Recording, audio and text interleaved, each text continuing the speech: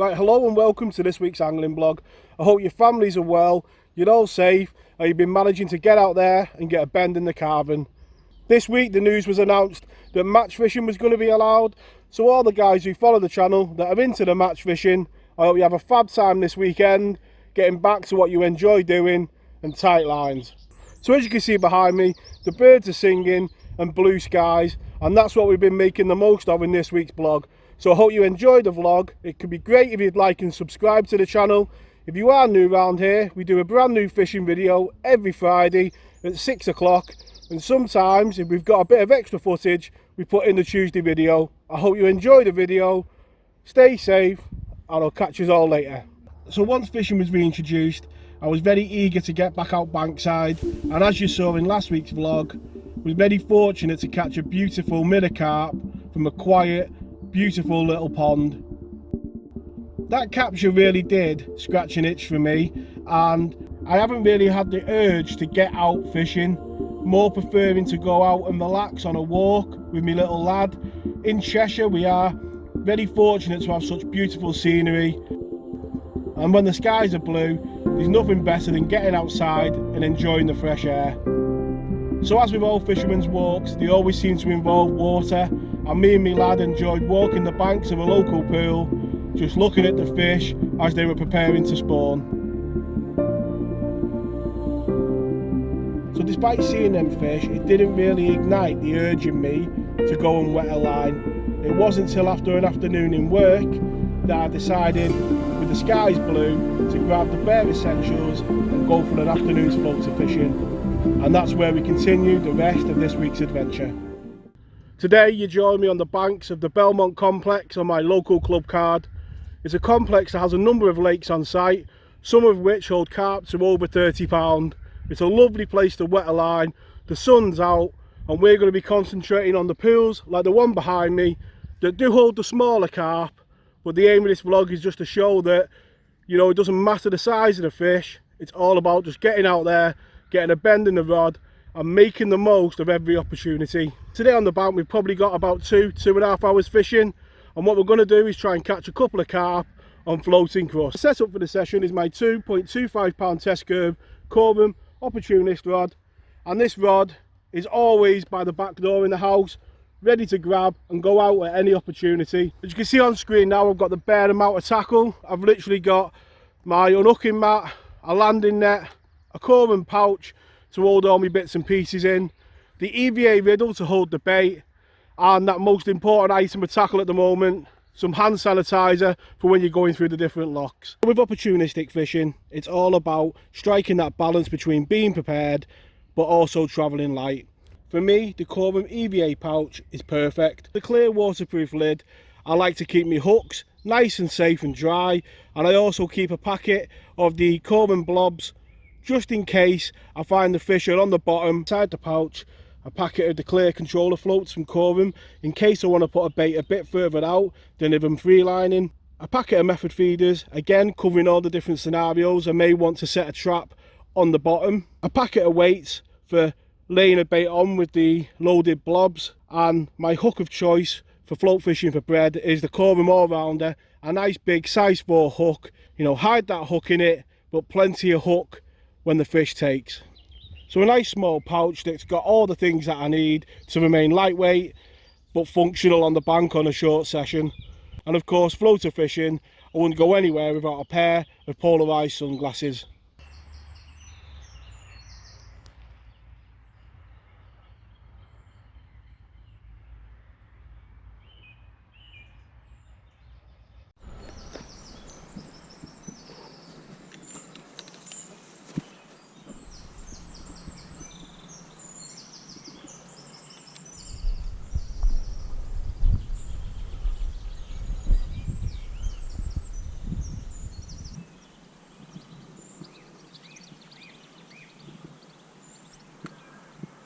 So when you're fishing floating baits, the decision is always, do you bait them up to get the confidence, or do you go with the one piece of food, attack? For me, it all comes down to just standing and watching the water.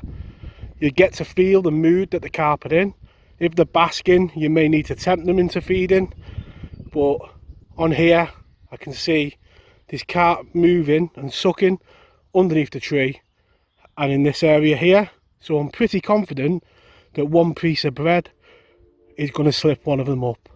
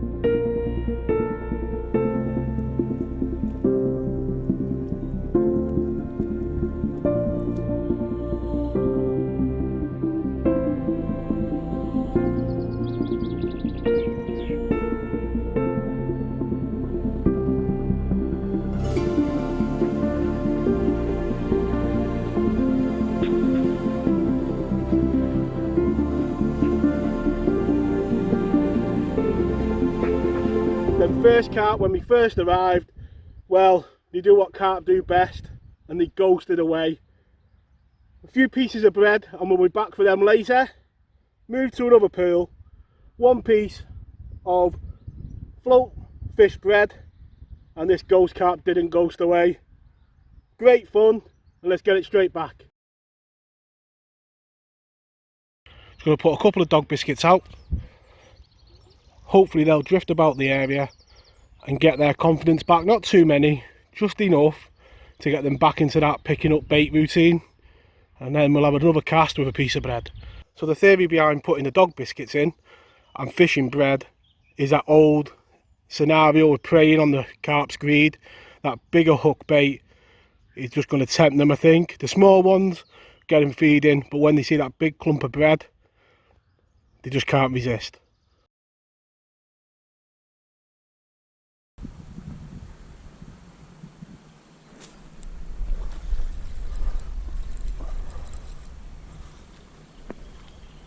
So only a small one this time, but as you can see, didn't take too long after casting in. We've got a nice drift today. We've got the breeze coming down into this corner, and when you're doing this type of fishing, you know, off the cuff, just a piece of bread, the fish don't have to be big really. It's all about just having a bit of fun, not carrying too much tackle, and getting a bend in the rod. So it's probably taken about 5-10 minutes to get that second carp, and already you can see just how dry that unhooking mat is. Again, wet it down before you unhook the fish, and we'll take a look at it.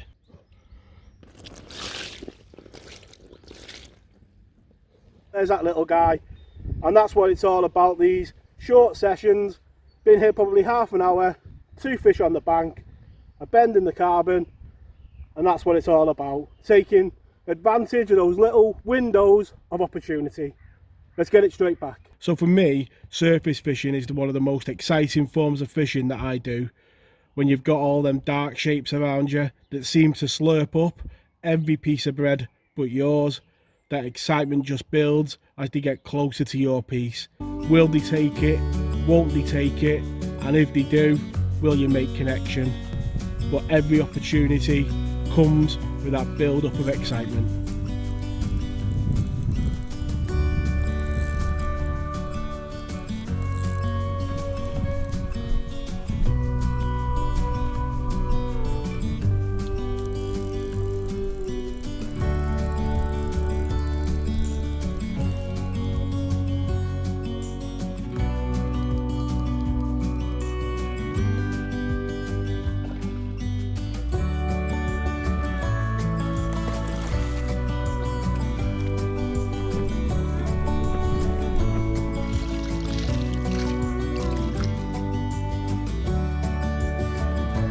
So one of the keys to this type of fishing can be knowing when to leave it alone, and then fish on that other pool after losing one had definitely spooked.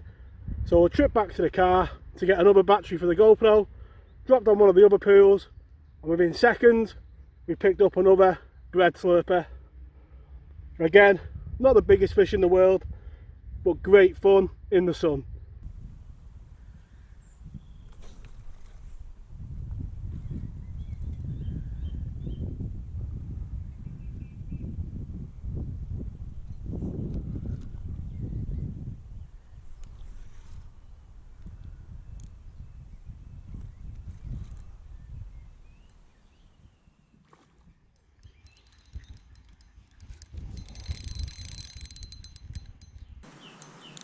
So just into the, I think it's the third one of the day, just dropped back on to the first pool, put a couple of dog biscuits out, fed a few of the ducks to feed them off, and put a big chunk of bread in amongst them, and as you saw straight away, this carp slurped it down. Hopefully this little vlog has shown that with the minimum of tackle you can have the maximum of fun, and that for me is what opportunistic fishing is all about. Let's get this lovely fish back, get home. Thank you very much for watching, and let's catch us all next time. Tight line. So like all anglers, on the way back to the car I had to pass the second pool, and you've got to wet a line, haven't you? A few bits of bread in the edge and that single piece of crust, and this really will be the last fish of the session. Let's get it in and take a look. And like any other angler, on the way back to the car I couldn't resist one more cast in that second pool. I hope you enjoyed this little vlog. Great fun, get out there, give it a go. The size of the fish is irrelevant, it's all about having fun. Let's get this fish straight back.